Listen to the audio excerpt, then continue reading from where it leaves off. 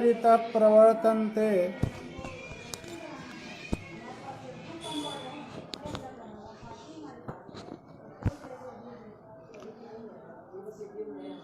येने ऋतः प्रवर्तन्ते प्राणिनः स्वेषु कर्मसु तं वन्दे परमात्मानं स्वात्मानं सर्वदेहिनां।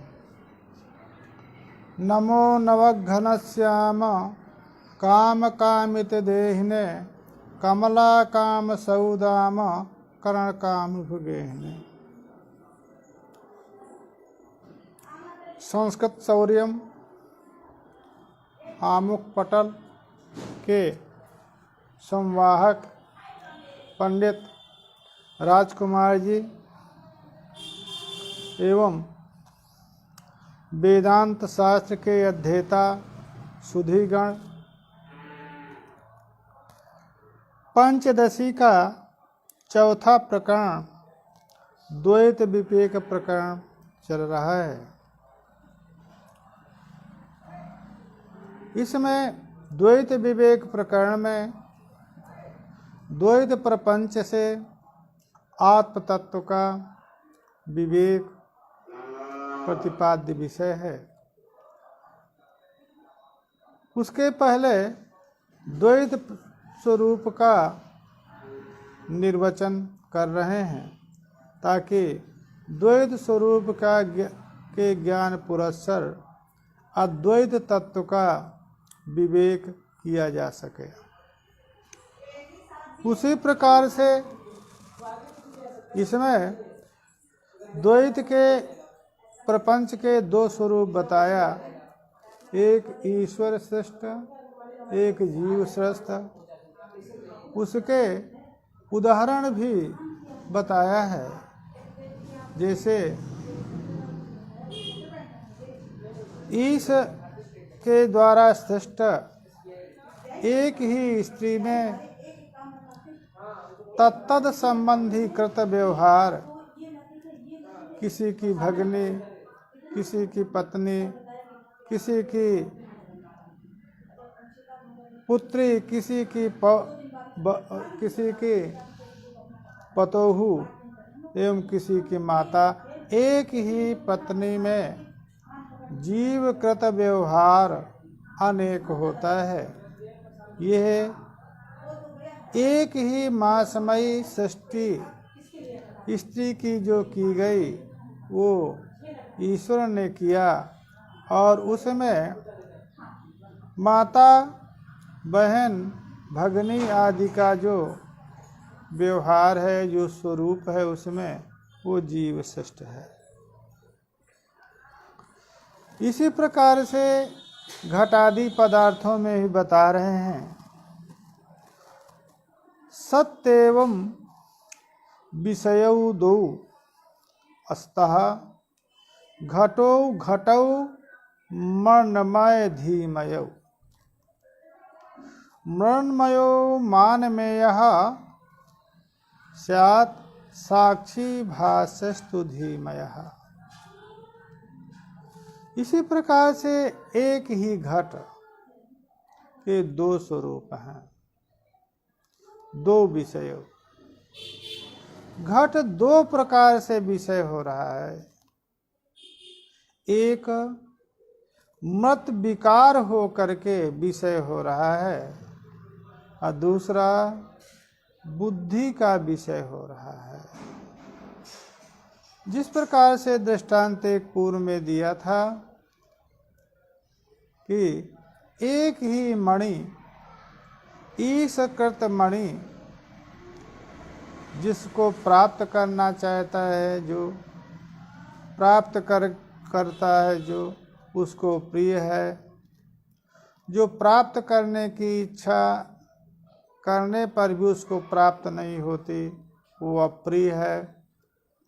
और वही जो उदासीन विरक्त है, उसके लिए वो उपेक्ष है। तीन रूप ये मनुष्यकृत, एक ही ईश्वरकृत मणि में तीन रूप मनुष्यकृत है। उसी प्रकार से मृत विकार जो घट है वो ईश्वर कृत घट है। वो कुलाल कृत घट है, परंतु वो कुलाल कृत घट एक होते हुए भी उसमें मनोमय घट में मनसा गृहीतुम अशक्यत्वाद ग्राह्यांतरभावात् सिद्धि थी। बुद्धिमय एक मय मृतमय घट है और एक ज्ञानमय घट है। तो उसमें जो मृन्मय घट है वो प्रमा का विषय है, परंतु जो धीमय घट है, जो बुद्धि विकार घट है, वो बुद्धि विकार घट साक्षी भाष्य है। अब दो रूप घट में हैं, दो रूप घटों में से घट के दो स्वरूप हैं।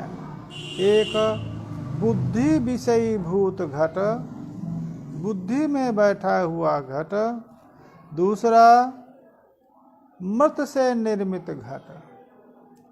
अब यहाँ पर यदि दो घटों में से कौन घट को नित्य माना जाए और शाश्वत माना जाए और कौन घट बंध का कारण है, तो जो बुद्धिमय घट है वो बुद्धिमय घट मृन्मय घट से विलक्षण है। मृतमय घट के नष्ट हो जाने पर भी जो बौद्ध अर्थ घट है, बुद्धि विषयीभूत घट है, उसका नाश नहीं होता है।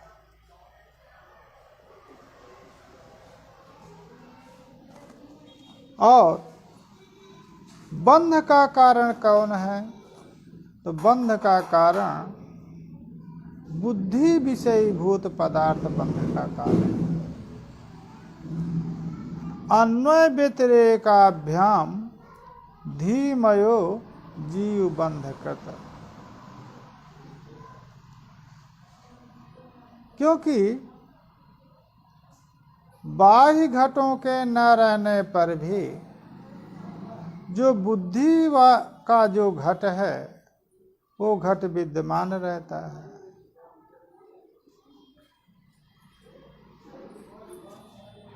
इस घट को उपलक्षणतया द्रव्य को गृहीत करेंगे तो बहुत स्पष्ट इस कारिका का अंश लगेगा।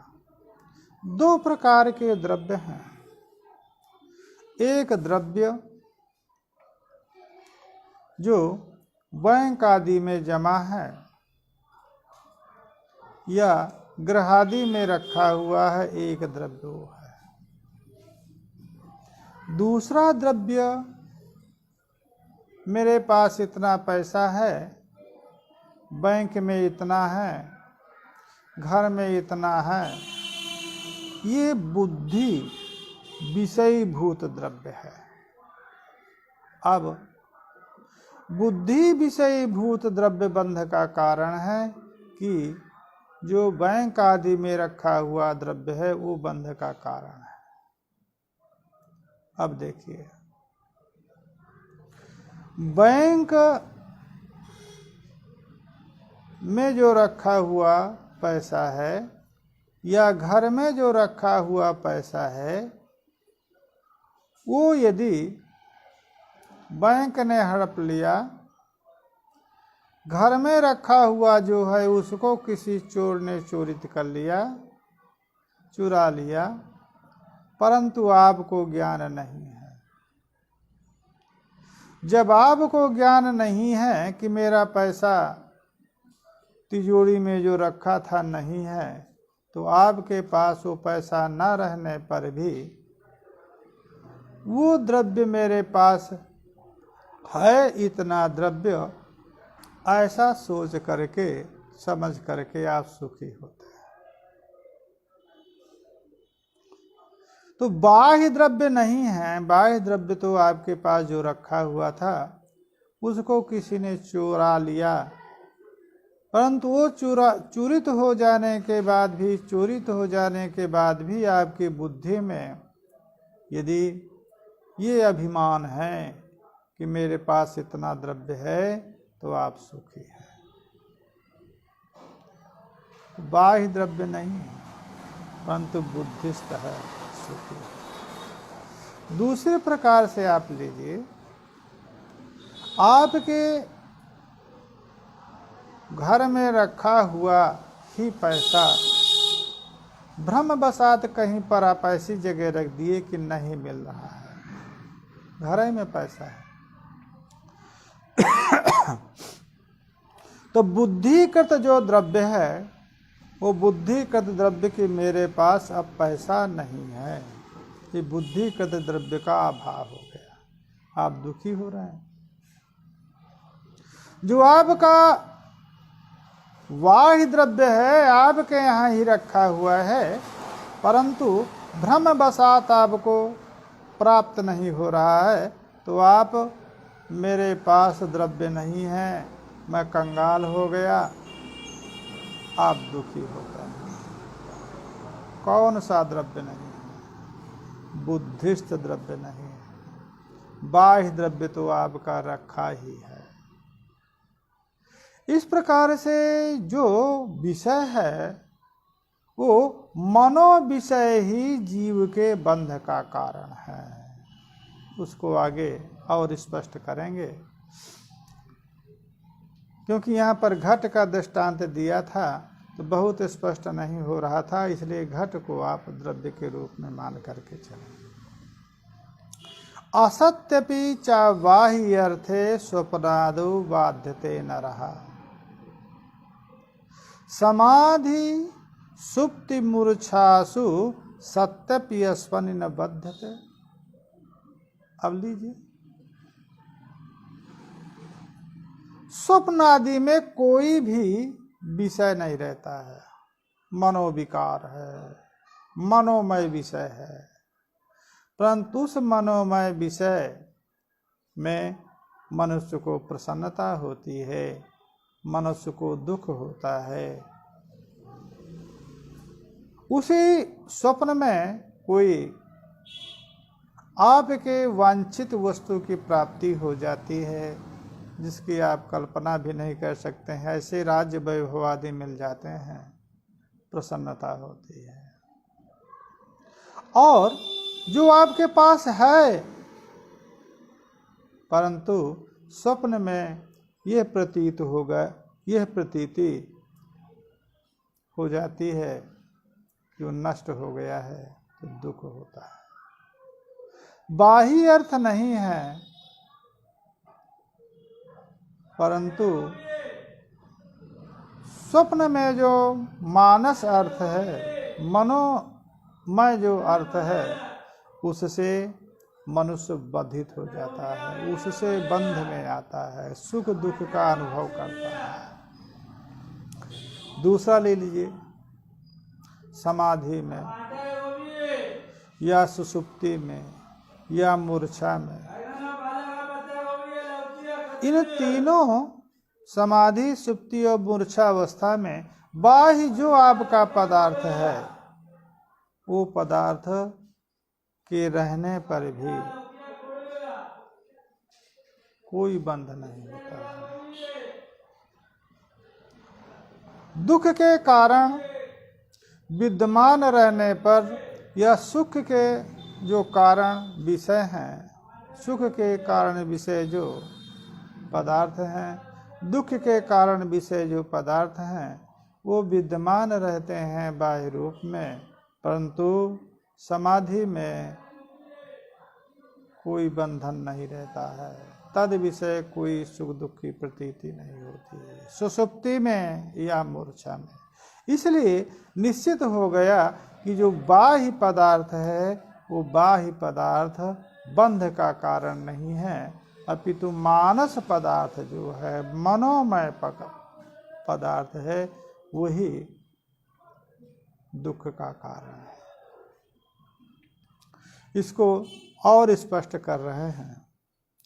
दूरम देशे गते पुत्रे जीवत्येवत्र तत्पिता विप्रलंभक वाक्येन मृतं मत्वा प्रोदिति। दूर देशे गते पुत्रे जीवति एव तत्पिता। कोई पुत्र आदि बाहर गया है। इस काल में तो एक सामान्य व्यक्ति के पास भी मोबाइल है, अतः प्रतिपल कहाँ पर है, कैसा है, यह ज्ञान होता रहता है। परंतु किसी काल में ये व्यवस्था नहीं थी। ये व्यवस्था न रहने पर, जीवित रहने पर भी व्यक्ति का यदि मर गया ऐसा झूठे विप्रलंभक जो वाक्य है, झूठा जो समाचार है, उस झूठे समाचार से सभी परिवारीजन दुख का अनुभव करते थे। यहाँ तक देखा गया कि एक हमारे यहाँ की घटना है। एक व्यक्ति बाहर गया था, कोई आकर के समाचार बताया, क्योंकि जिस बस से वो जा रहा था वो बस का एक्सीडेंट हो गया था। उसमें करीब करीब सभी लोग मर गए थे।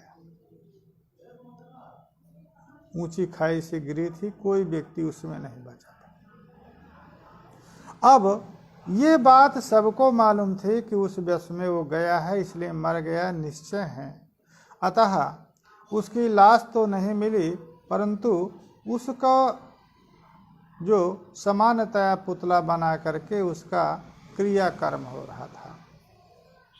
वो बचा कैसे? बचा ऐसे कि वो व्यक्ति उस बस में चढ़ा, सब लोगों ने तो देखा, परंतु कुछ दूर जाने के बाद एक जगह बस खड़ी हुई, वहाँ पर वो कुछ नाश्ता पानी करने लगा। इतने में बस वाले ने उसको ध्यान नहीं दिया, अन्ना को बुलाया और बस चली गई। वो वहीं पर खड़ा रह गया। आगे चल करके दुर्घटना हो गई बस सब लोग। अब वो क्योंकि पहाड़ देश में था, अब वहाँ पर उसके पास साधन जिस प्रकार से मिलेंगे, आते आते उसको 12-13 दिन हो गया। 13वें दिन वो पहुँच रहा है तो देख रहा है कि उसकी तेरही मनाई जा रही है। परिवारी जन, ब्राह्मण जन भोजन कर रहे हैं। तब तक वो पहुँच गया, पूछा ये क्या हो रहा है? कह रहे आप जिंदा हैं? कहा क्यों? कहा उस बस में तो कोई बचा ही नहीं था। कहा जिस बस में कोई नहीं बचा था मैं तो बैठा था, परंतु ईश्वर की का ऐसी कृपा कि मैं एक ढाबे में उतरा, अन्य यात्रीगण भी उतरे, और बस को मैं ध्यान न दे करके और बस में सब लोग चढ़ गए। इतने में जो है बस वाले ने चला दिया। मैं बहुत आवाज़ किया, बस वाले ने सुना नहीं, बस मुझको छोड़ के चली गई। ये पता मुझको भी है। ये आगे चल करके वो बस दुर्घटनाग्रस्त हो गई, उसमें कोई नहीं बचा। तो किसका यहाँ पर दुख मनाया जा रहा था? किसका जो है यहाँ पर दैहिक संस्कार हो रहा था? वो व्यक्ति तो जीवित है। वो जीवित व्यक्ति के रहने पर भी और दुख मनाया जा रहा है, इसी को दृष्टांत देना होगा। दूरम देशे गते पुत्रे जीवति वो जी रहा है, परंतु उसका पिता विप्रलंभक वाक्य, यही झूठा जो समाचार है, ये झूठे समाचार से मृतः मम पुत्रः, मेरा पुत्र मर गया, ऐसा सोच करके रोता है। अतः कौन सा पुत्र मरा? विपरीत में इसी कूलता देख लें। मृपेत तस्मिन् वार्तायाम अश्रुतायाम न रुदिति, अतः सर्वस्य जीवस्य बंधकृत मानसम जगत। अनेक हैं दृष्टांत, इसको सभी लोग जानते हैं। कोई व्यक्ति घर से चला गया है, उस जाने के बाद भले ही कहीं मर गया हो, परंतु जब तक उसका समाचार नहीं प्राप्त होता तब तक उसके मरण संबंधी शोक नहीं हो रहा है। कैसे जी रहा, कौन जी रहा है? उसकी पत्नी वैधव्य धारण नहीं करती, श्रृंगार धारण करती है। कौन सा पति जीवित है जिस पति को मान करके श्रृंगार धारण कर रही है? वो तो जिस दिन गया था उसी दिन कहीं मर गया था, उसका समाचार नहीं मिला। समाचार न मिलने के कारण जो बाही जो उसका पति है वो मर गया, परंतु मरने के बाद भी वो वैधव्य धारण न करके सौभाग्य को धारण करती है। वो कौन सा पति है?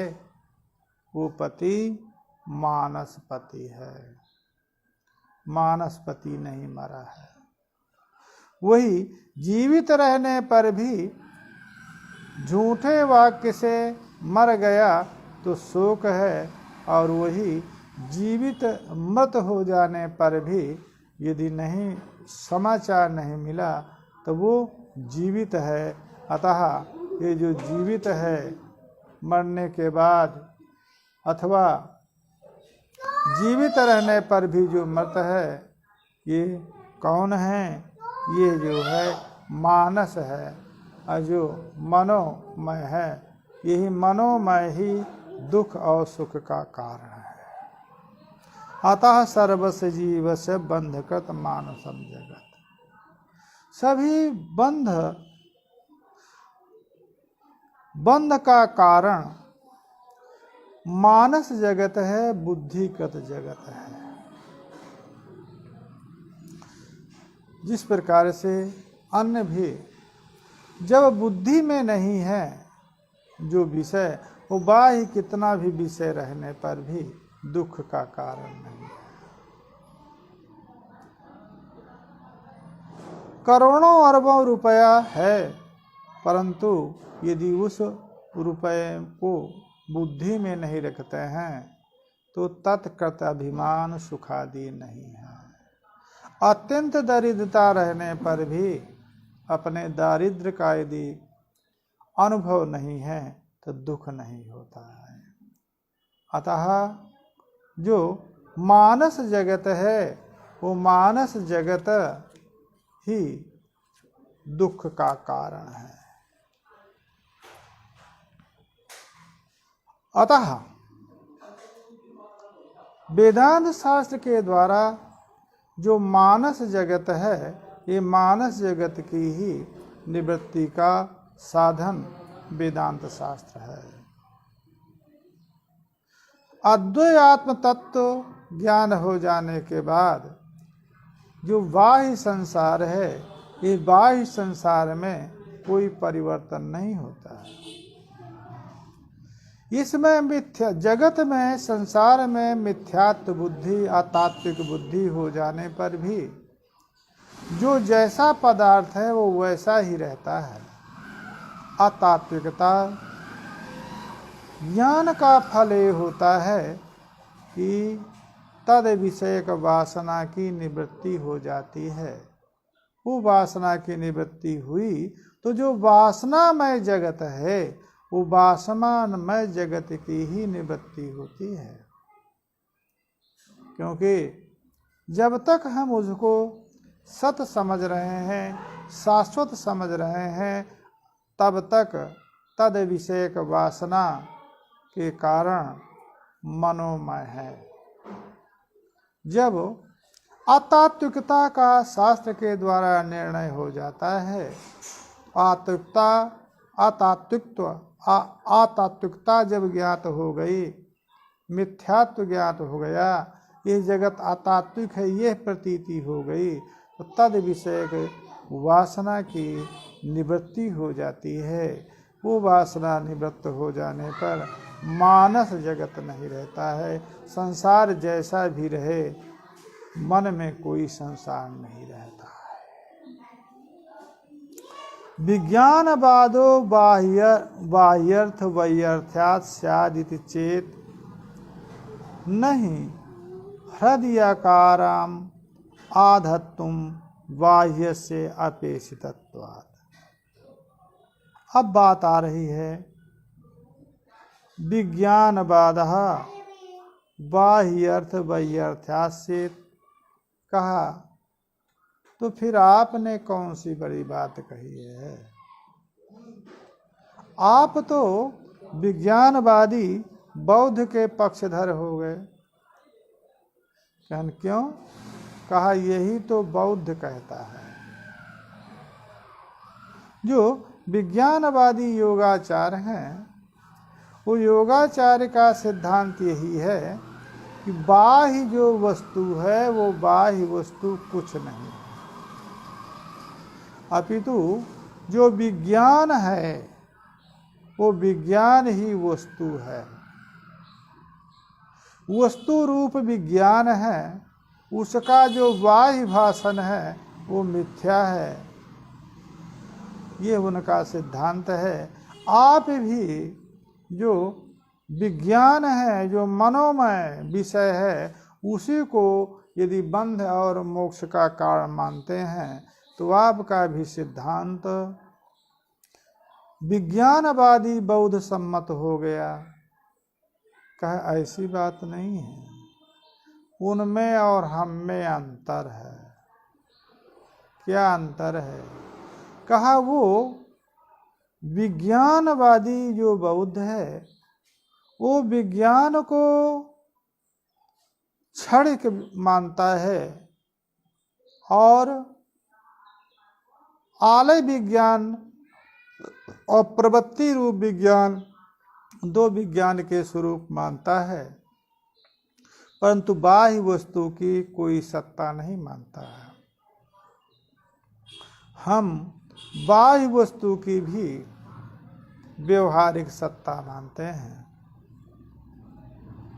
वो बाह्य वस्तु के रहने पर ही मानस वस्तु, मानस पदार्थ हम मानते हैं, और वो विज्ञान पदार्थ, विज्ञान रूप ही पदार्थ का अतात्विक बहिर्भाषण मानता है, और हम बाह्य पदार्थों को व्यवहारिक और मानस पदार्थों को प्रातिभाषिक मनोमय बंध का कारण, ये दो रूप मानते हैं। इसलिए न हृदयाकारता माधातुम बाह्यस्य अपेक्षितत्वतः, क्योंकि बाह्य की अपेक्षा कर देने पर, बाह्य की उपेक्षा कर देने पर, बाह्य की यदि उपेक्षा कर देंगे तो हृदयाकार, उस की आकृति हृदय में कैसे धारित होगी? अतः बाह्य पदार्थ भी है, जिस बाह्य पदार्थ की आकृति हृदय में धारित हो जाने पर वो मनोमय हो जाता है। यदि पुत्र पैदा ही नहीं हुआ तब मन में मेरे पुत्र है ये कैसे आएगा?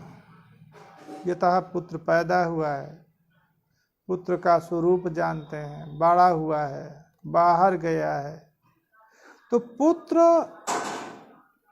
जो बाह्य पुत्र है उस बाह्य पुत्र की का आकार हृदय में धारित है। अब वो जो बाह्य पुत्र है, वो बाह्य पुत्र भले ही मर गया, परंतु यदि उसके मरण विषयक समाचार नहीं है तो वो बाह्य पुत्र के मर जाने के बाद भी बाह्य पुत्र के आकार का आधान जो मन में हो गया है वो मनोमय पुत्र जिंदा है।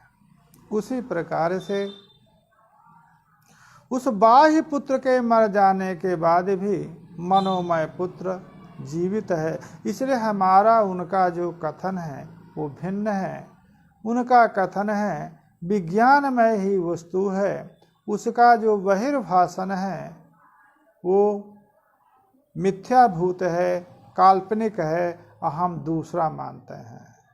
बाह्य पदार्थ जो व्यवहारिक पदार्थ है, उसी व्यवहारिक पदार्थ की बुद्धि रूपता, मनोरूपता, मानस पदार्थ रूपता होती है। तो बाह्य पदार्थ के नष्ट हो जाने पर यदि नाशक ज्ञान हो गया तो मानस पदार्थ भी नष्ट हो जाता है। यदि ज्ञान नहीं हुआ तो उसके नाश हो जाने पर भी जो मानस पदार्थ है उसका नाश नहीं होता। ये उनमें और हमें विलक्षणता है। बाह्यर्थमस्तु व बाह्यम न वारयितुम ईस्महे प्रयोजनमेव अपेक्षन्ते न मानानीति स्थिति है। क्यों? अथवा बाह्य पदार्थ व्यर्थ हो रहे व्यर्थ, आत्मा के अतिरिक्त सकल व्यर्थ हैं, सभी अनर्थ हैं, सभी अतात्विक हैं, रहे अतात्विक। परंतु उसका वारण करना, उसका निषेध करना, उसकी निवृत्ति करना वेदांत शास्त्र का अभिप्रेत नहीं। क्योंकि यदि बाह्य पदार्थ के नष्ट हो जाने पर भी यदि मानस पदार्थ नष्ट नहीं हुआ, मानस पदार्थ की निवृत्ति नहीं हुई तो बंध बना हुआ है। और बाह्य पदार्थ के रहने पर भी यदि मानस पदार्थ की निवृत्ति हो गई तो जीवात्मा बंध मुक्त हो गया।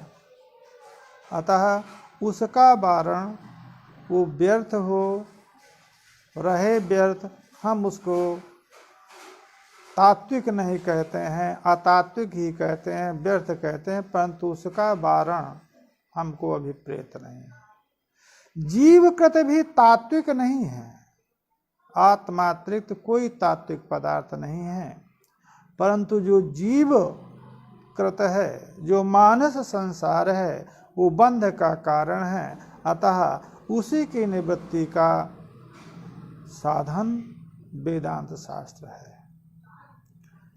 प्रयोजनम अपेक्षन्ते न प्रमाणानि की स्थिति है। क्योंकि मान के अधीन वस्तु की सिद्धि होती है। अतः प्रमाण प्रयोजनों की अपेक्षा नहीं करते हैं। यदि उनका कोई प्रयोजन है,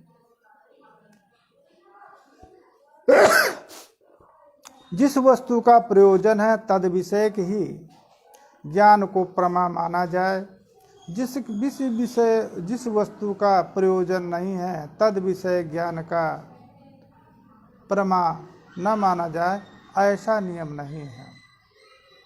यदि वस्तु ब्रह्म प्रमा अतिरिक्त प्रमा से अबाधित है तो तद विषय ज्ञान को प्रमा हम मानते हैं। उसका कोई प्रयोजन है कि नहीं है? अनेक ऐसी वस्तु हैं जिन वस्तुओं से हमको प्रयोजन नहीं है। तो क्या उन विषय वस्तु का जो ज्ञान है परमात्मक नहीं है क्या? किसी को प्रयोजन होगा, हमको कोई प्रयोजन नहीं। अनेक ऐसी वस्तु हैं जिनका हमारे जीवन में कोई प्रयोजन नहीं है, परंतु उनका जो ज्ञान है वो भ्रम नहीं है, क्योंकि वो वस्तु बाधित नहीं है, ब्रह्म प्रमात्रित से बाधित नहीं है। अतः प्रमाण प्रयोजन की अपेक्षा नहीं करते हैं। यदि वस्तु प्रयोजनवत तद विषय कस्य ज्ञान से परमात्म, यह नियम नहीं है। यह जो वस्तु अबाधित है, अनधिगत है, उस वस्तु के वो तद वस्तु विषय ज्ञान को प्रमा माना जाता है। इस प्रकार से अब दो प्रकार के संसारों की स्थिति बन जाने पर लिख रहे हैं। अब दो हुए, एक बाह्य संसार और एक मानस संसार। बाह्य पद संसार को अनेक दृष्टांतों के द्वारा ये सिद्ध कर दिया कि बंध का कारण नहीं है। बंधश्चेत मानसम द्वैतम मानसद्वैतम तद निरोधेन साम्यते अभ्यसेत योगमेव अतः ब्रह्म ज्ञानेन किं वद। अब बात आई कि ठीक है, यदि आप बंध का कारण मानस है, जगत है, तो मानस जगत है, मनो जो विकार है, वो मनोविकार ही यदि बंध का कारण है, तो मन का निरोध, योग, चित्त वृत्ति निरोध, योग ही उसका साधन होगा। व्याकरण शास्त्र, वेदांत शास्त्र उसमें क्या करेगा? यदि आपने उपर्युक्त कथन, आपके उपर्युक्त कथन से ये सिद्ध हो गया कि जो मानस जगत है, मनोमय विकार है, वही बंध का कारण है, तो मनोविकार योग के द्वारा, चित्तवृत्ति निरोध के द्वारा उसका शमन संभव है। वेदांत शास्त्र उसमें क्या करेगा? योग का ही अभ्यास करना चाहिए। ब्रह्म ज्ञान का प्रतिपादक जो वेदांत शास्त्र है, उसका क्या प्रयोजन है? ब्रह्म ज्ञान करके क्या करेंगे? मानस जगत, मनोविकार जगत बंध का कारण है, तो मनो की विकृति योग के द्वारा हो सकेगी। तो ब्रह्म ज्ञान, तो योग का अभ्यास करना चाहिए। उसमें ब्रह्म ज्ञान के द्वारा क्या करेंगे? जिस ज्ञान के लिए वेदांत शास्त्र का अध्ययन कर रहे हैं। इसका उत्तर कर रहे हैं, तात्कालिक द्वैत शांतावपि आगामी जनिक्षयः ब्रह्म ज्ञानम बिना ना स्यात् इति वेदांत डिंडिमः। वेदांत का उद्घोष है, डिंडिम उद्घोष है कि ठीक है, ये भी हम मानते हैं कि योग के द्वारा तात्कालिक मनोविकार का उपशमन हो सकता है। चित्त का निरोध करेंगे तो चित्त के निरोध से जो तात्कालिक मनोविकार है, मनोविकार जो द्वैत है, उसका उपशमन हो सकता है। परंतु पुनः जो मनोविकार में जगत है, पुनः जो उसकी उत्पत्ति होगी, उसका क्षय, उसका क्षय पुनः योग करिए। इस प्रकार से पुनः उत्पत्ति होती है, पुनः योग करिए, तब पुनः पुनः जो मानस द्वैत है वो उत्पन्न होता रहेगा। उसके लिए योग करना होगा। अतः जब उत्पन्न होगा तो दुख देगा, तो त्रैकालिक दुख की निवृत्ति योग के माध्यम से नहीं हो सकती है। एक बार जब चित्त को निरोध किया तो मनोविकार का उपशमन हो जाने पर सुख की प्राप्ति हो सकती है, परंतु उत्तर काल में पुनः मन विकार जब होगा, द्वैत की उत्पत्ति होगी, तो पुनः दुख होगा। और जो ब्रह्म ज्ञान हो जाता है, आत्म साक्षात्कार हो जाता है, तो आत्म साक्षात्कार के द्वारा उसका जो मूल है, जो बीज है अविद्या, उस अविद्या की निवृत्ति हो जाती है। तो जब बीज ही नष्ट हो गया तो पुनः अंकुर नहीं उत्पन्न होता है। अतः यदि जैसे एक कोई दृष्टांत यहाँ पर दिया जा सकता है, जैसे कोई वृक्ष है, वो वृक्ष को आपने काट दिया, परंतु काटने के बाद भी उसका यदि मूल है और पृथ्वी आद संयोग मृतिकाद संयोग है, तो पुनः शाखाएं उसमें उत्पन्न होंगी, पुरोरोह उत्पन्न होगा। उसी प्रकार से योग के द्वारा चित्तवृत्ति निरोध की स्थिति है। चित्तवृत्ति निरोध के द्वारा मानस संसार नष्ट हो गया, परंतु कब तक निरोध रहेगा? कभी न कभी निरोध, हमेशा तो मन का निरोध रहता नहीं है। जब मन अनिरुद्ध होगा तो पुनः मानस द्वैत की उत्पत्ति होने लगेगी, क्योंकि बीज बना हुआ है।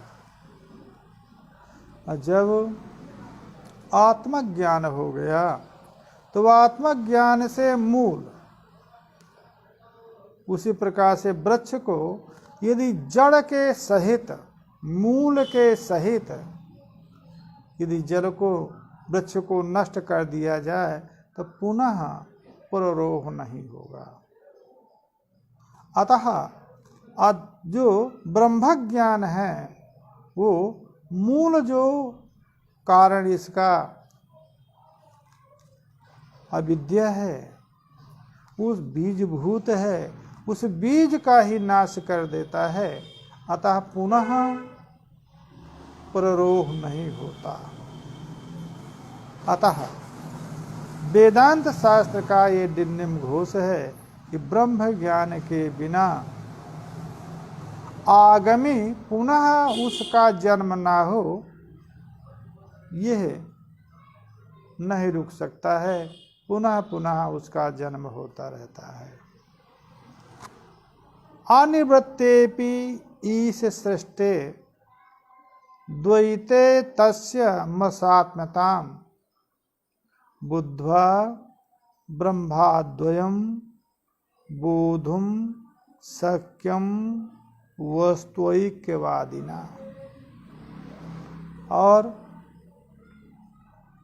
मान लीजिए कि जो ईश श्रेष्ठ द्वैत है, आत्मज्ञान का जो वेदांत शास्त्र का फल है बता रहे हैं। मान लीजिए द्वैत श्रेष्ठ है, ईश श्रेष्ठ जो द्वैत है उसकी निवृत्ति न हो, बना रहे, क्या करेगा?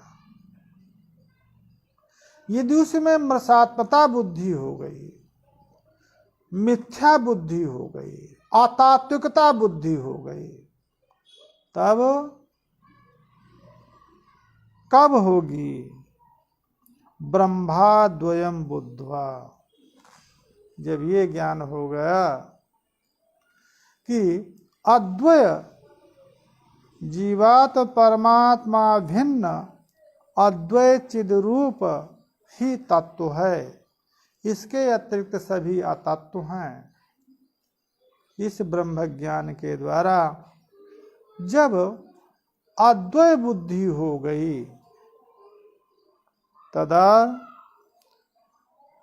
तदा अनिवृत्तेपि सृष्टे मृषात्मता, वो इस षष्ठ द्वैत में कि निवृत्ति न होने पर भी अतात्विकता का ज्ञान हो जाता है।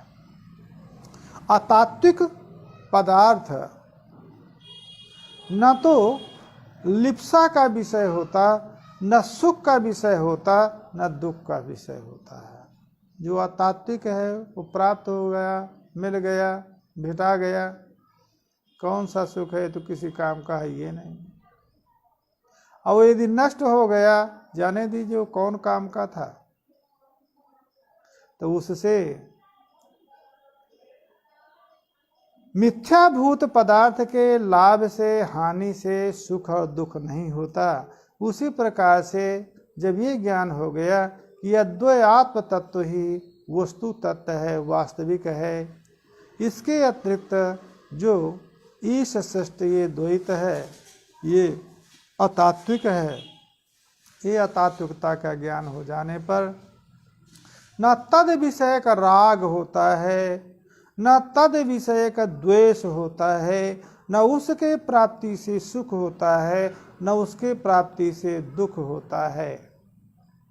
अतः सक्यम वस्तु एकत्ववादिना, ये वस्तु एक है, वस्तु ऐक्य, आत्मा एक है, आत्मा के अतिरिक्त अन्य कोई नहीं है, सभी अतात्विक हैं, आरोपित हैं। ऐसा जो ज्ञान है उस ज्ञानी को ही अद्वैत आत्म तत्व का ज्ञान होगा। और अद्वैत आत्म तत्व का ज्ञान हो जाने पर ये जो जीव श्रेष्ठ जगत है, इसकी निवृत्ति हो या न हो, मृषात्म बुद्धि मिथ्यात्व ज्ञान हो जाने पर तद विषयक राग द्वेष भी निवृत्त हो जाता है और तद विषयक प्राप्ति या हानि से सुख दुख नहीं होता। यही वेदांत शास्त्र का प्रयोजन है। अब उसी के विषय में आगे भी पढ़ेंगे। प्रलय तन्निवृत्तौ तो गुरु शास्त्रादि भावता विरोधी द्वैता भावे न शक्यम बोधुम अद्वयम इत्यादि। अद्वैत ज्ञान केवल ब्रह्म ज्ञान वेदांत शास्त्र के द्वारा ही अद्वैत ज्ञान हो सकता है। उसी का निरूपण आगे करेंगे कि प्रलय में इस प्रपंच की निवृत्ति हो जाने पर भी गुरु के द्वारा उपदिष्ट जो शास्त्र है, उस शास्त्र का, वेदांत शास्त्र का उपदेश न होने के कारण तमाम वस्तु नष्ट होते रहते हैं। प्रलय में तो सब नष्ट होता रहता है। इस शरीर भी नष्ट हो गया प्रलय में, संसार भी नष्ट हो गया प्रलय में, परंतु अद्वैत आत्म तत्व का यदि ज्ञान नहीं हुआ तो मोक्ष नहीं होगा। पुनः जन्म शरीर जीव कृत जो कर्म है, उन कर्मों वसात पुनः जन्म होगा। तो नष्ट हो जाने के बाद भी अद्वैत तत्व का ज्ञान नहीं होता है। विरोधी तत्व मोक्ष प्रलय दशा में नहीं है, परंतु न रहने पर भी जब तक गुरु और शास्त्र का उपदेश नहीं है, तब तक अद्वैत आत्म तत्व का ज्ञान नहीं होता, जो समूल जगत का निवर्तक है। अतः अद्वैत तत्व ज्ञान के लिए वेदांत शास्त्र अपेक्षित है। हरि ओम तत्सत। हरि ओम तत्सत।